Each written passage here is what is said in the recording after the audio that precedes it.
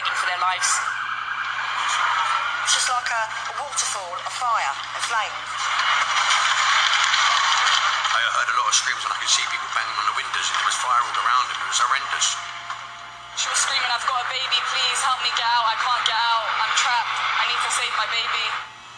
In my 29 years being a firefighter, I have never, ever seen anything of this scale.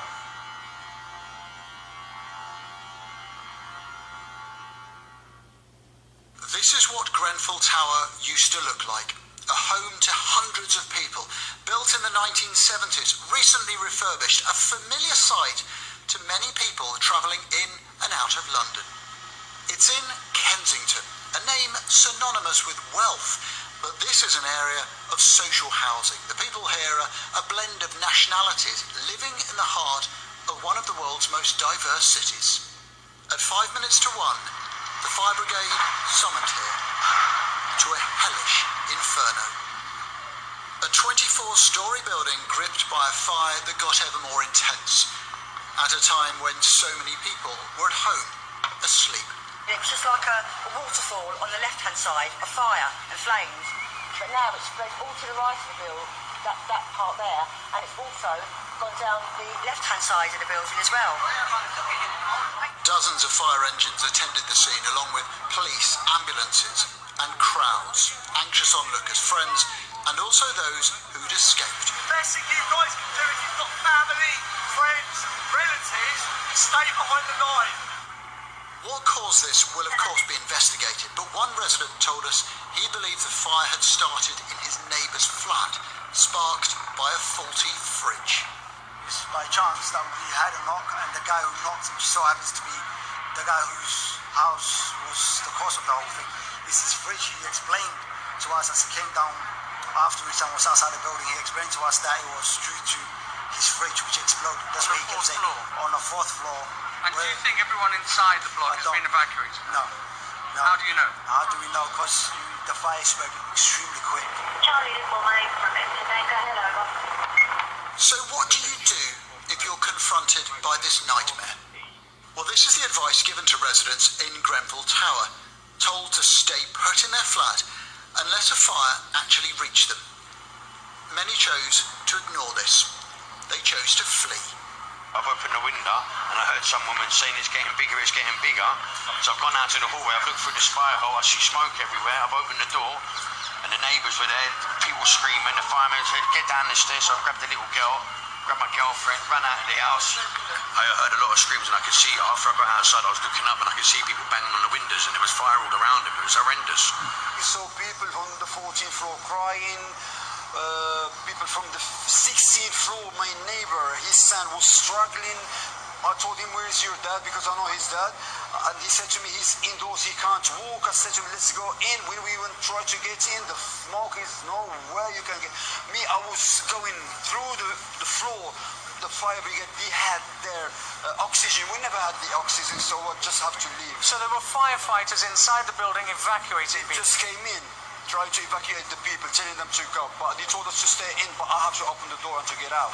There was a lot of people on the upper floors flashing their torchlights, and the most upsetting thing about it all was you could make out there was a couple of young kids with flashlights waving at people to try and help them. You could hear a lot of screaming saying, "Help me, please, please, please," and it's just really emotional and sad to hear. Daylight comes early at this time of year. What we saw was harrowing. Just found this on the floor. Somebody's work. Around the tower, a carpet of debris, charred possessions, but also the industrial cladding that had burnt from around the building. Hundreds of emergency personnel, but inside, look, to the left of your screen, you can see what appears to be a resident still in their flat, peering out while 3 stories above them this building burns. We don't know what happened to this person. But a story that's been told repeatedly is one of utter desperation, of people in this tower trapped and jumping for their lives. I did see a few people jump. People were jumping. I think at that point it was you either jump and trying to save your life, you might break a few bones or get engulfed in that flame. I saw 2 people jump from the right-hand side I think they were either from 10 to 15. I couldn't tell you which floor. I couldn't tell you if they were adults. I couldn't tell you if they were kids or teenagers. All I could see is two people flinging themselves off the thing. People were telling me other people are doing it on the other side as well. There's just one staircase, one in, one out. So if you can't get to them staircase, you are not getting out of that building. There's only one way out of that building, and that's the jump. Being trapped in a burning building is many people's idea of a nightmare. For some, there was relief in simply surviving. Right? Very, very, very sorry. Tito, I'm alive. I'm alright. I'm in Arrow Club. If I'm pictured just there, I didn't want to wake you by 1 o'clock. But for others, the trauma of separation, of not knowing what had happened to friends and to loved ones. The woman sounds like calm, and she wasn't panicked or anything. And I said, "Where is your husband?" She said, "He's talking to the emergency." And I said, "Why didn't you come out?" She said, "They tell us to stay in. We cannot come out." And I said, "What did they ask you to do?" She said, "They asked us to cover the doors with towels." And she said, "But the fire is coming heavily." And then about, I think, 10-15 minutes later, we phoned them back. And I said, "Where is your husband?" She said, "He's still talking." And they said, "They're coming to us." And I said, "What happened?" She said, the last thing she said, "Smoke is coming heavily through the door into the flat." That was the last time I heard of her. Khadija sent out a message about 12 hours ago to say that she was trapped and that everybody should pray for her. We've been to every single place that they've asked us to go to. We've separated our families into different places. Some are contacting hospitals, and we're just wandering around trying to look for them since this morning. Who's helping? No one. We're doing it ourselves. And behind them, the flames burnt on relentlessly. The capital's worst inferno for many, many years. This is an unprecedented incident. In my 29 years being a firefighter, I have never ever seen anything of this scale. Our first fire engines were on scene in under 6 minutes. Crews wearing breathing apparatus and extended duration breathing apparatus have been working in extremely challenging and very difficult conditions to rescue people and to bring this major fire under control. At this time, I am very sad to confirm that there have been a number of fatalities. We've got loads of food, Tesco's, car full of food there. Amidst the trauma and the grief, the best side of humanity emerged too. People and organisations rushing to offer food, water, clothes and shelter. Many thousands of pounds have already been pledged to help, and that sum is growing very rapidly. The questions that will now follow are not just about how this fire started, but why it grew so huge and so fast. And if that can happen to Grenfell Tower, could it happen somewhere else? The focus of the experts today is the search and rescue. Very soon, I'm afraid, it'll move on to recovery. But there are genuine concerns, reasonable concerns that have been raised during the course of the night, and it's really important that these questions are answered. This building has just been refurbished, a process that took around 2 years and cost millions of pounds. But residents here have long alleged it's unsafe. Just 7 months ago, one group predicted a catastrophic event, a prediction that today came grimly true.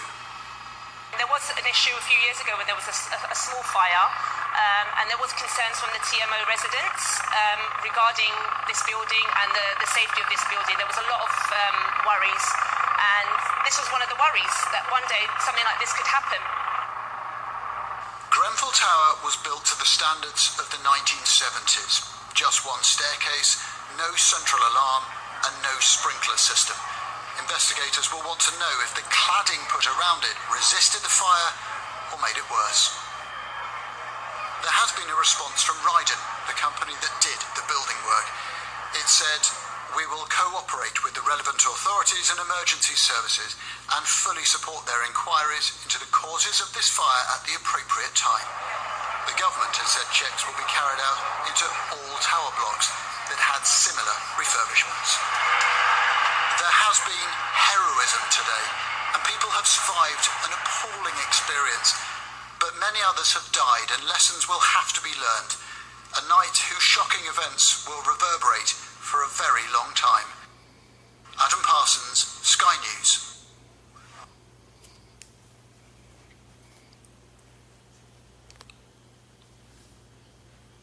A tragic, horrible event like this, it raises a lot of questions. I mean, yes, the 1970s, that may seem like a long time ago, but it's not really that long ago that they didn't... I question a number of things in this. First of all, only one staircase for a 24-story building. Sprinkler systems would have been a good idea as well, too, if they would have had sprinkler systems in. I wonder about people's smoke detectors, whether or not, how many people had smoke detectors, how many of those smoke detectors were working. And a central fire alarm system to evacuate people out of the building that could trigger a fire alarm. Pretty sure I heard in that report that there was no fire alarm system. Why wasn't there a fire alarm? I mean, I do hear about these kind of tragic fires happening in a lot of poorer countries, if you will, third world countries, and in places like Africa and Asia and South America, where they're not as financially well off as as we are in the industrialized world, or if you will, the first world, where lots of people end up dying. But I guess in the UK is one of the richest countries in the world. You would expect that they would have higher fire standards and building code standards to reduce the amount of casualties in an event like that. I mean, so far, according to the story, 12 dead and 78 hospitalized. And unfortunately, they're expecting the number of dead to increase. And who knows how many people are missing, unaccounted for.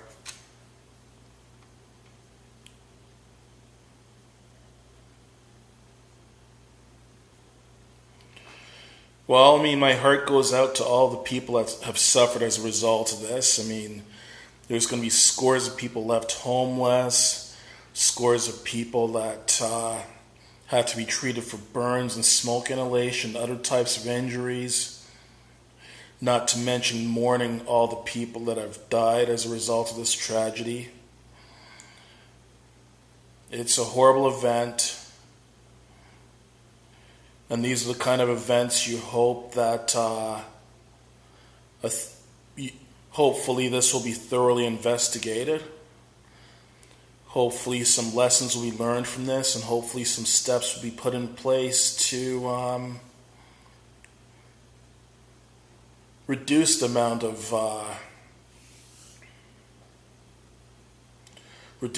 suffering that occurs in these kind of events.